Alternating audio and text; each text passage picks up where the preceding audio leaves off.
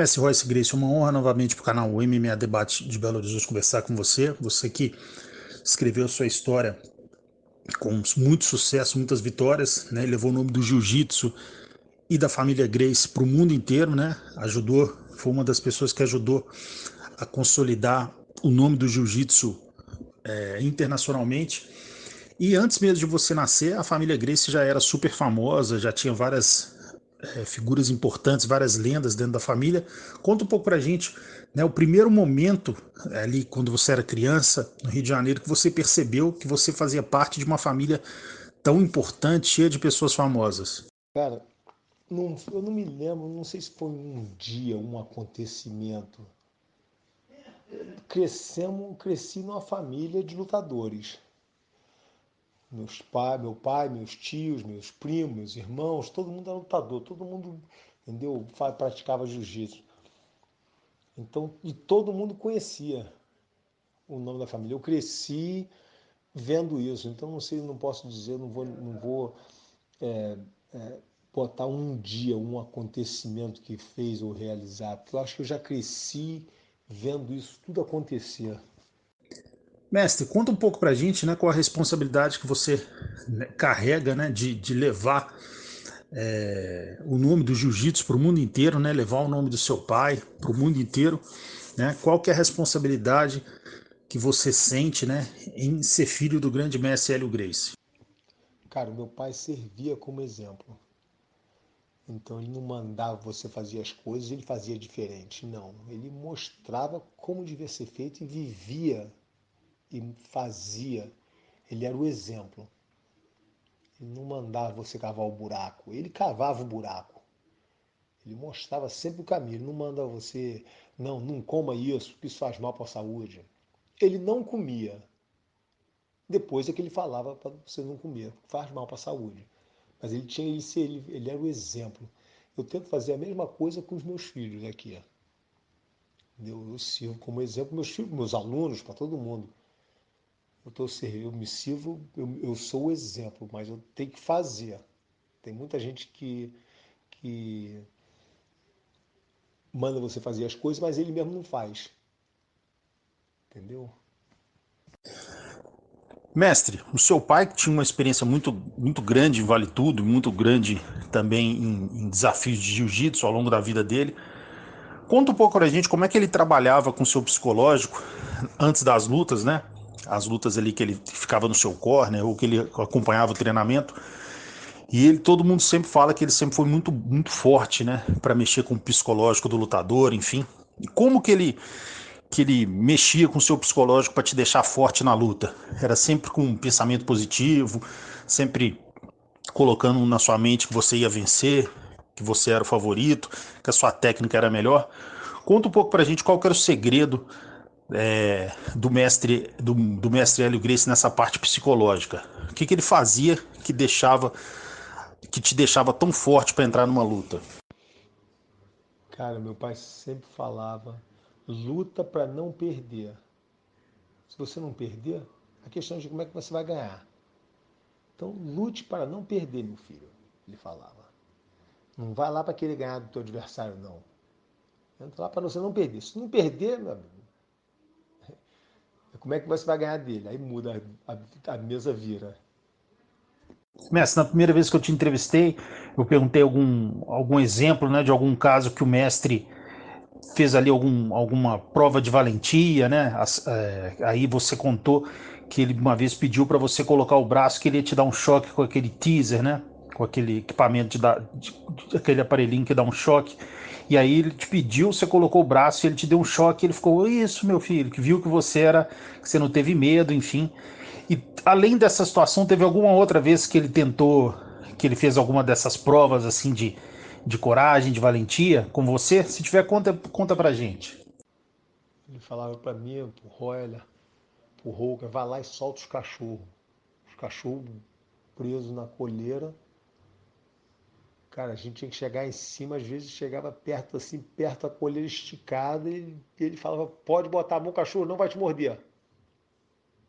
Para testar, para ver se a gente confiava nele. Para ensinar a confiança nele. Entendeu? Então ele falava. pode botar a mão, o cachorro não vai morder. E o cachorro não mordia. Mas babava de latir, rapaz, de coleira esticada. Mas quando tu é garoto pequeno, tu não sabe se ele tá querendo brincar ou tá querendo te morder. Mas a gente confiava. Mestre, a gente tem a imagem do seu pai como uma pessoa mais séria, mais disciplinadora, assim. O pessoal até fala um pouco mais generalzão, assim. E você, além de conhecer ele como mestre, lógico, conviveu com ele durante anos e anos, sendo filho dele. Conta um pouco pra gente como é que era o mestre Hélio Gracie na intimidade, se ele era uma pessoa mais tranquila, mais calma, ele era brincalhão, ele era contador de piada, assim, como é que era ele na intimidade, se ele era também na intimidade mais sério, mais fechado? Como é que era o mestre Hélio Gracie na intimidade? Eu não vou dizer que meu pai era brincalhão, mas era um cara divertido. Era um cara sensato. Ele exigia das pessoas, de nós, dos filhos, das pessoas, a perfeição, mas ele adorava uma brincadeira, sempre gozava com os outros, brincava. É o que ele falava, tem a hora certa de você brincar. Então não era um palhaço, mas ele tinha a hora certa de brincar. Tem hora que é de brincar, tem de fazer uma piada, tem hora que é para ficar sério, entendeu? Então ele não vou dizer que ele era um brincalhão, não, mas ele é um cara divertido, agradável de estar por perto, trabalhador. Mestre, você, quando criança, vivendo no Rio de Janeiro com seu pai, e o seu pai passando todos os ensinamentos, doutrinando vocês, existe alguma coisa que ele fazia para, por exemplo, se vocês estivessem em alguma situação que vocês sentissem medo, para vocês controlarem o medo, para vocês não sentirem medo em nenhuma situação? Existia alguma coisa específica, alguma coisa que ele fazia assim para ensinar vocês a, a não sentir medo, a não temer nenhuma situação? Bom, medo de quê? Ele não ensinava a gente a ter medo. Tem medo não existe, é uma criação dentro da sua cabeça. Mas tu vai entrar num rio cheio de jacaré, não é questão de ter medo, é burrice. Tá pedindo para ser comido pelo jacaré. Mas ele falava pra gente, negócio de medo, ele falava pra gente, cara, vai lá e bota a mão naquele cachorro ali, solta o cachorro. O estilo que ele tinha, super bravo. Ele mandava a gente lá, garoto, soltar os fila. Os cachorros com a colheira esticada, latindo. Ele falava, pode botar a mão que ele não vai te morder. Ele ensinava que não tem medo, era confiança. Ele confiava no cachorro, ele sabia que o cachorro a gente tinha que confiar e partir para dentro do cachorro e sempre, nunca fomos mordidos pelo cachorro. E chegava em cima, soltava o cachorro e o cachorro babando de latir, cara colheira esticada. E a gente, garoto, eu me lembro que a gente chegava em cima e soltava. Então ele ensinava a gente a não ter medo. Mas por quê? Porque ele garantia que o cachorro não ia te morder. Agora, se ele falasse, não bota a mão nesse cachorro que vai te morder, eu vou botar a mão, isso é burrice. Não é questão de ser valente. Não é questão de medo, não ter medo. Entendeu? O medo, eu já digo para todo mundo que o medo é um produto da sua imaginação, ele não existe. Então, se eu vou entrar num rio cheio de jacaré, você falar para mim, o jacaré não vai te comer, eu te garanto, eu entro. Agora você falar, meu amigo, não entra aí não, que o jacaré vai te comer. Se eu entrar para provar que não tenho medo, você é comido pelo jacaré. Messi, você conviveu tanto tempo, né, com seu pai. Qual que era o segredo que fazia o seu pai ser tão bom? Assim, todo mundo que teve a chance de treinar com ele, de conviver com ele, sempre fala que ele era diferenciado. Qual para você que era o segredo que fazia a técnica do seu pai ser tão especial? O meu pai não era forte e não era rápido. São dois comentários que muita gente faz errado do meu pai. Fala, o Hélio Gracie era muito forte, ele era muito rápido.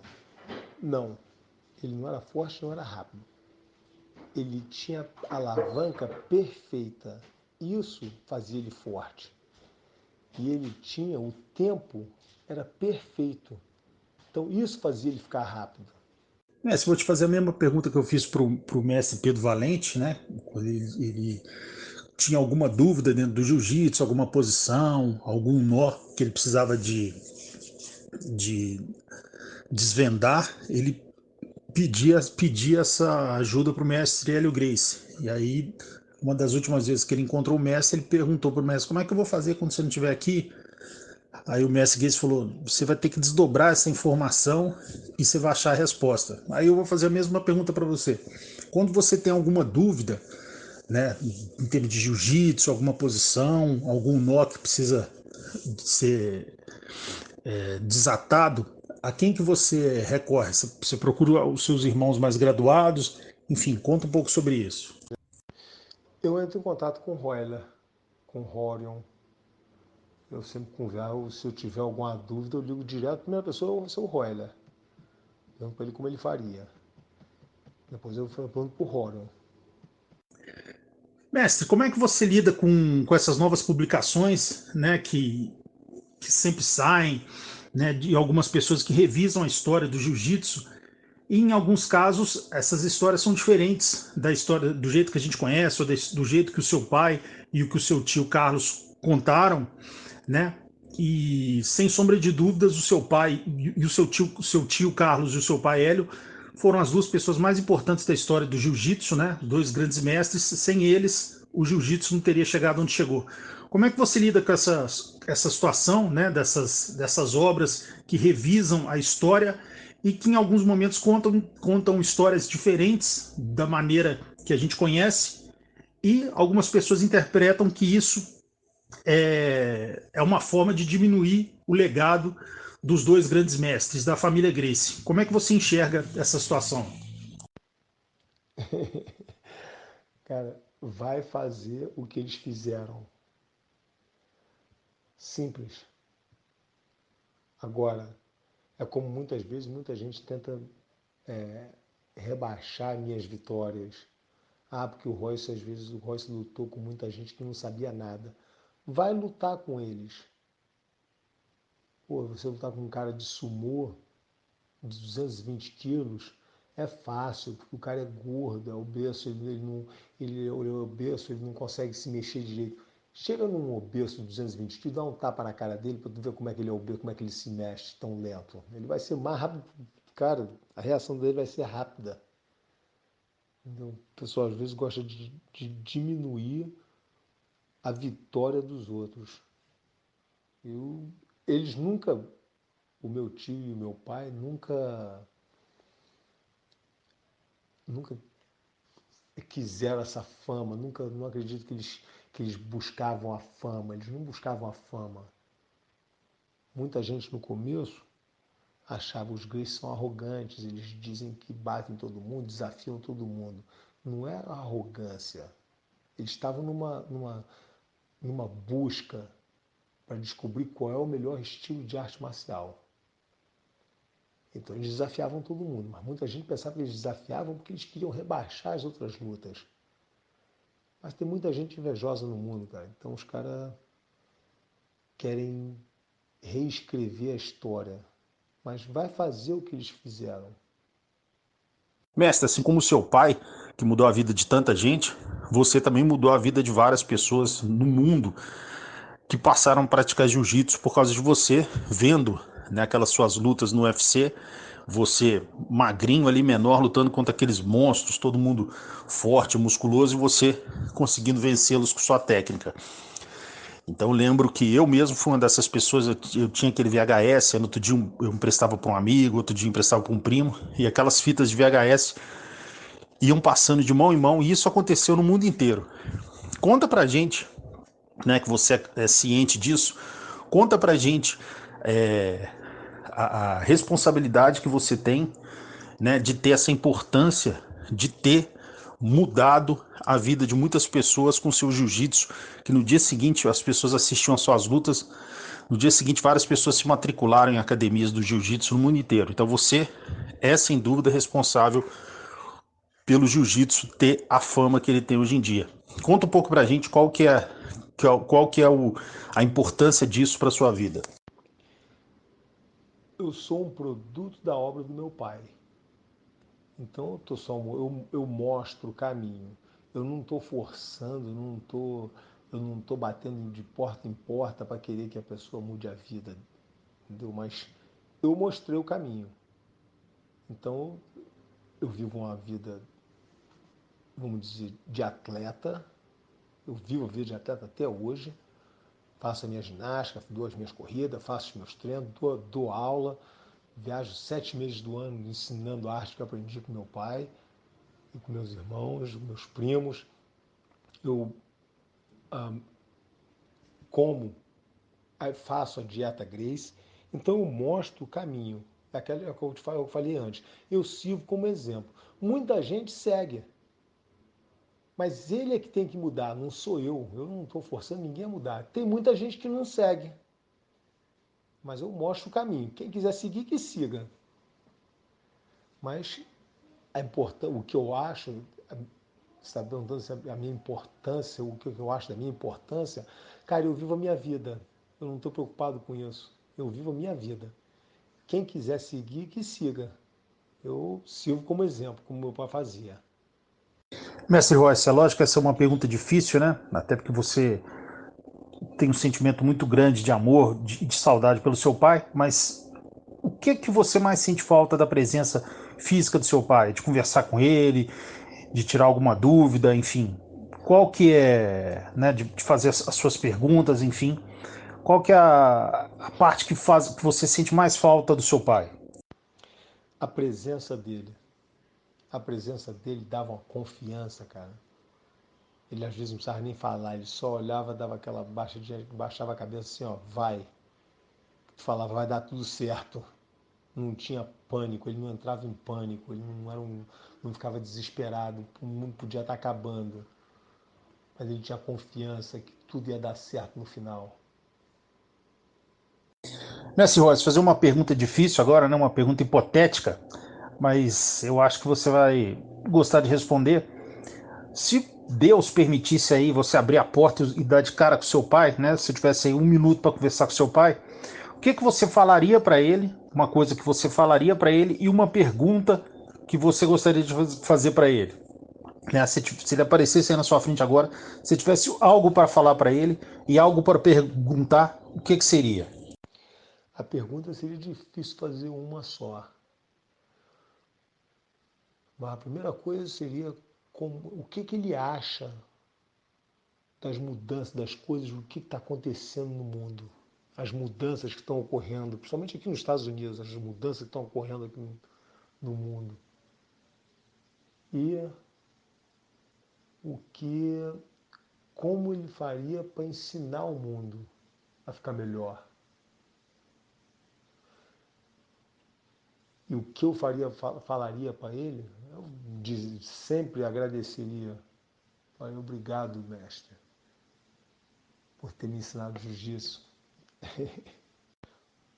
por ter me ensinado a quem eu sou hoje. Mestre Royce, uma honra novamente para o canal MMA Debate de Belo Horizonte conversar com você. Né? Sou um grande fã, admirador da sua história. Né? A gente sabe da importância absurda que você tem para o mundo da luta. Né? Você influenciou a vida de várias pessoas, posso dizer que influenciou a minha também, assistindo aqueles VHS dos primeiros UFC que você participou, que você venceu. Então, você foi uma grande influência para eu ser uma pessoa que hoje em dia gosto absurdamente do mundo das artes marciais. E é sempre uma honra conversar com você, sempre educado, sempre gentil, sempre humilde, né? Então, é sempre uma honra conversar com você. Sou um profundo admirador da sua história, né? Novamente uma honra conversar com você. Gostaria que você deixasse seu recado final para todos os seus fãs do Brasil inteiro e sempre uma honra conversar com você, mestre. Os... Cara, o meu recado é que tudo é possível. Você só tem que ter disciplina para levantar e fazer o que tiver que fazer. Entendeu? E é isso. Obrigado. Setembro eu devo estar indo ao Brasil. Estou indo ao Brasil em setembro, fazer uns seminários por aí. Então quem quiser, como se diz, manter um olho, ficar de olho aberto e poder saber onde é que eu vou dar aula, onde é que eu vou fazer os meus seminários. Eu vou mandar aqui escrito meu Instagram, que o pessoal pode seguir para acompanhar que eu boto, onde é que eu vou fazer os seminários. Tá bom. Abraço, amigo.